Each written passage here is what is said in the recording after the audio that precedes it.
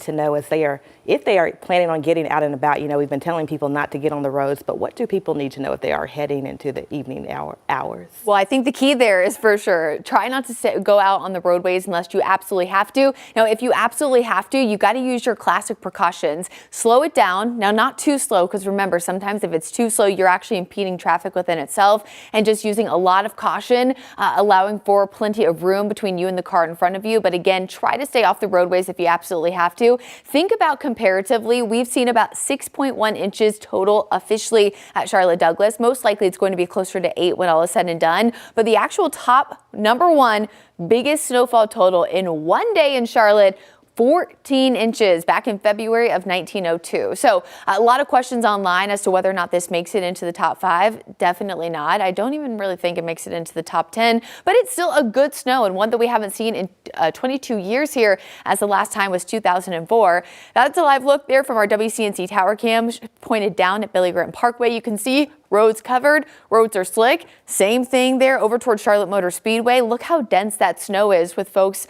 Maybe they were doing donuts in the parking lot. I definitely don't recommend that. But either way, you can see the density there on the right hand of your screen of how much snow they got there up in Concord, Kannapolis area. It is looking like totals there were higher than here. In fact, maybe up to 10 inches in a few spots. 20 degrees right now in Charlotte. It's 8 in Jefferson. But how does it feel when we add in the gusty winds we've been dealing with all day? Well, it currently feels like 8 degrees here in Queen City and 8 below up in Jefferson. And unfortunately, those numbers, folks, are only going to get lower. Satellite radar across the rest of the southeast and really most of the Carolinas shows the big dry slot heading up toward the Raleigh-Durham area. We're going to continue to see this moisture kind of flipped back into our area due to that low pressure system off the coast. Remember that a lot of what we had today was actually due to our upper level low and not really the low off the coastline. That was more so impacting the Outer Banks versus us getting impacted by that upper level low, which is one of the reasons why we had the snow start a little bit earlier, and it's lasted and kind of lingered, I wouldn't say necessarily longer, but with the combination of the low that we have over us and the one near the coast, it does seem like we've gotten a little bit more moisture than expected.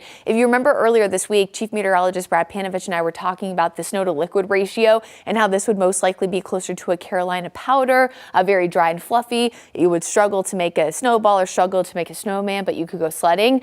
The official calculation that we put out based on how much water we had today, based on how much snow, was 19-1. So that is extremely dry, extremely fluffy snow, but it also means that it's mostly made of air, which means that we aren't going to see as many prolonged issues on the roadways this upcoming week with ice, because once we get above freezing on Monday and we have the sun come out, a lot of this will melt very quickly, unlike what we've seen with some of the lingering ice from last weekend.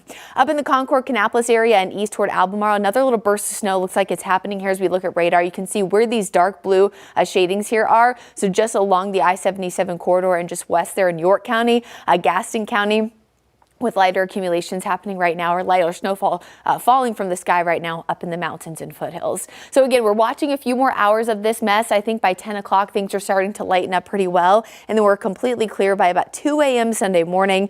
And really, it's been cold all day. So hopefully you've been noticing that if you stepped outside. But once we see all of this clear out, cold is really the big story heading into the next 24 to 36 hours. It's not just because we have a lot of cold air over us, but keep in mind that when we have snow on the ground, we actually see colder temperatures at night because the cold air that we have because of the snow essentially radiates back into the atmosphere, similarly to how we lose heat on a regular clear night. Well, if there's snow on the ground, you lose heat at much more rapid rate, which is why we typically see about 2 to 7 inches colder at night if there is fresh snow cover on the ground. It also reflects radiation because of a low albedo, which is because of its white color.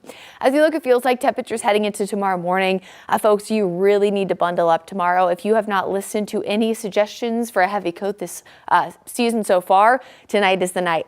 0 degrees is the feels like temperature tomorrow morning in Charlotte. We have 25 below up in the mountains, and we barely feel like the 20s tomorrow afternoon with another round of bitterly cold air by Monday morning. Again, thankfully, we do get up to about 37 degrees Monday afternoon in your Jerry Hunt Supercenter 7-day. Pretty mild for the rest of the week, with temperatures eventually getting close to 50 for the first time in what feels like a while.